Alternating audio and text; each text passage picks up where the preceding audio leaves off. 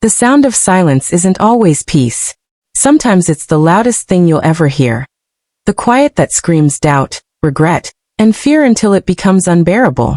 I used to believe silence was safety. A fragile glass house shielding me from the relentless storm of my family's expectations. The house was delicate, transparent, but secure enough to keep their judgment at bay. In silence, I felt invisible, untouched, safe. But over time, I realized silence could suffocate you too. It seeps into your bones, heavy and unrelenting like a thick fog of regret and doubt. It's the quiet that smothers hope until you have no choice but to shatter it. I was the family disappointment, or so they thought. My parents and my brother believed they knew me. They measured my worth by titles, promotions, and the glossy prestige of corner offices. They couldn't see the empire I was building in the shadows, far away from their watchful eyes and narrow expectations.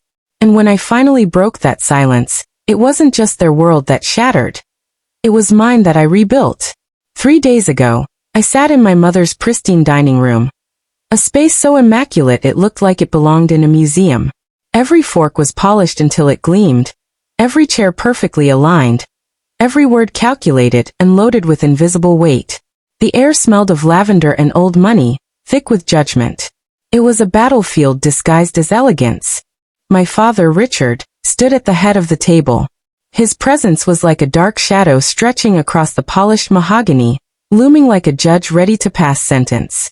To his right sat my mother, Claire, her pearl necklace shining coldly, like a noose she wore with pride and power. My brother Nathan, freshly promoted and glowing with the pride of a rising star at one of the city's most elite law firms, leaned back in his seat, radiating confidence. And Uncle Thomas, the family's self-appointed patriarch, sat opposite me, his eyes narrowing with silent disdain, as if my very existence was an irritation. "Ellaner," my father began, his voice sharp enough to slice through the silence, "we're here because we're concerned." Concerned. The word landed in my chest like a jagged stone. I shifted in my seat, adjusting the plain gray sweater I'd chosen deliberately. Quiet rebellion against their world of designer labels. They thought it was a sign I was failing, that I couldn't afford anything better.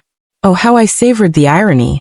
"Your brother just made senior counsel at Harper & Klein," my father continued, nodding toward Nathan, who flashed a smile that was part pity, part triumph.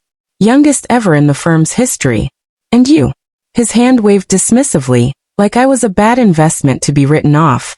"You're throwing away your future on some tech fantasy." My mother's hand trembled as she reached for her wine glass. "Darling," she said, voice quivering. "You were a star at Diote, a director by 27. Everything was laid out for you. Why walk away from all that? To tinker with software?" Uncle Thomas snorted derisively. 3 years, Ellaner. 3 years wasted. Wasting your potential and your inheritance. I kept my face neutral, hands folded neatly in my lap, but inside I was counting down the seconds. My phone lay face down on the table, its screen dark but alive with a timer. 7 p.m.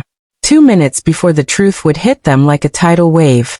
Nathan leaned in, his voice soft but dripping with condescension, like he was talking to a child who'd lost her way. "Ellie, I get it. Starting over is hard, but Harper & Klein is hiring. I could pull some strings, get you back in corporate law. You don't have to keep struggling in that tiny office you call your workspace." Struggling. The word stung, not because it was true, but because they believed it so fiercely. Last Christmas, Nathan had publicly announced my startup was a failure in front of the entire family. What they didn't know was I had quietly pivoted, rebuilt, and scaled something far bigger than his law firm could ever dream of. For 6 months, they sent me job listings, arranged interventions, whispered about my failure at every family dinner. My mother even mailed me a self-help book called Finding Your Purpose. I glanced at my phone again. 7:03 p.m. 1 minute left. My heart pounded like a drum, but my voice stayed steady. "Would you like to know what I've been working on?" My mother's voice was barely a whisper, filled with fragile hope. "Please." I smiled, a small, sharp smile. I think Forbes might explain it better. Right on cue, my mother's phone buzzed. She glanced down at the screen, and the wine glass in her hand trembled slightly as she stared at the headline. Nova Shield valued at $5 billion.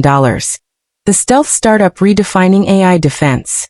Below it, my photo. Ellaner Kaine, 30, founder and CEO.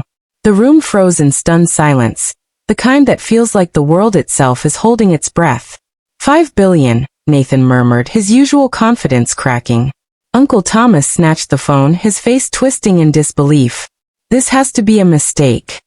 No mistake, I said, voice calm but edged with steel. Though the valuation's a bit low. After this morning's deal, we're closer to 7 billion. My father slumped back in his chair, his face ashen. But you never told us. I met his eyes unflinchingly.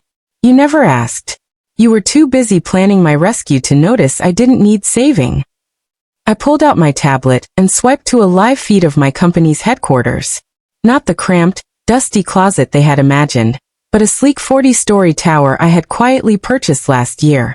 The screen showed a bustling hive of engineers, coders, and visionaries, working on the technology that had made every existing defense system obsolete. NovaShield, I explained, is an AI-driven quantum defense platform. It doesn't just protect data, it redefines security. Every government, every tech giant, every bank will need us. And I own 60%. My mother's phone kept buzzing, notifications flooding in as the story spread like wildfire. CNBC, Bloomberg, TechCrunch, all reporting on the billionaire who had built an empire in secret. Nathan stared at me, his lawyer's confidence crumbling. All this time, that tiny apartment, that beat-up car. Choices, I corrected, leaning forward. I don't need a penthouse to prove my worth. I don't need a Tesla to show I've won. Success isn't a logo on a handbag. It's a legacy, and mine is rewriting the future. Uncle Thomas muttered, still clutching the phone. The investors. Titan Ventures, Oracle, even the Pentagon backing you. I nodded. We kept it quiet. Security reasons. You understand. My father's voice was barely audible. Why didn't you tell us? I smoothed the gray sweater they'd mistaken for failure. Because success doesn't beg for validation. It demands focus.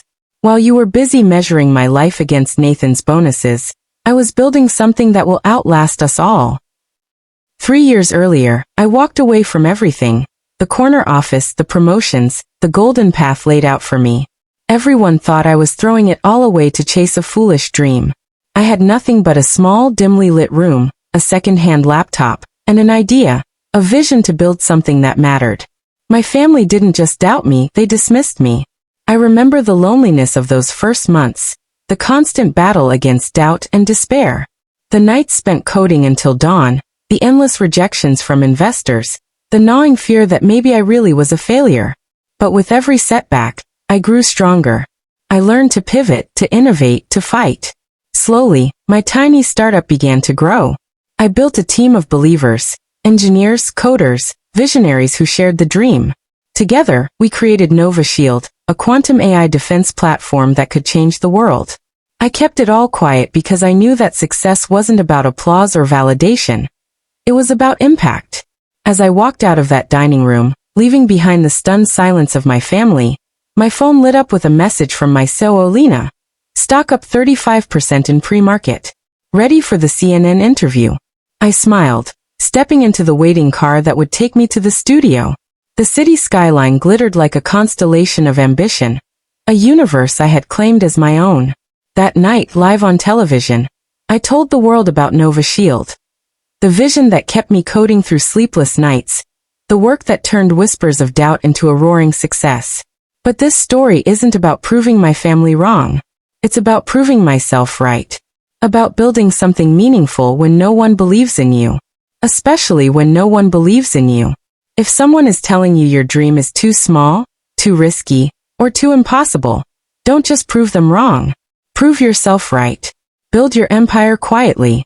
Build it with grit and focus. Let your success be the loudest answer to every doubt and every criticism. And when the time is right, let the world hear it roar. So, what's your dream? What's the one thing you're afraid to say out loud? Start today. Break your silence. Build your future on